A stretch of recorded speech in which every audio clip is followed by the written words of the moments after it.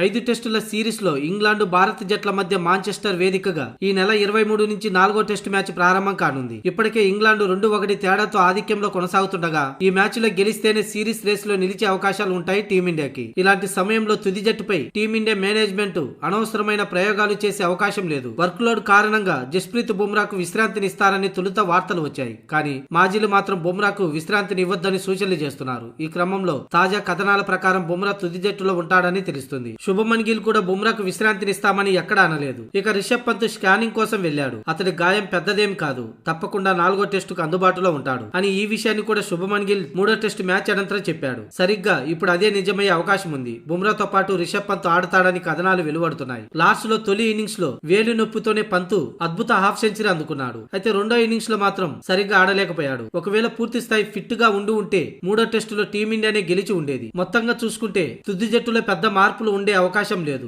ఒకవేళ తప్పని పరిస్థితుల్లో మార్చాల్సి వస్తే మాత్రం కరుణ్ నాయర్ స్థానంలో సాయి సుదర్శన్ ని తుది జట్టులో తీసుకునే అవకాశం ఉంది. అంతే తప్ప 4వ టెస్టు కోసం ప్లేయింగ్ 11 లో ఎటువంటి మార్పులు ఉండే అవకాశం లేదు.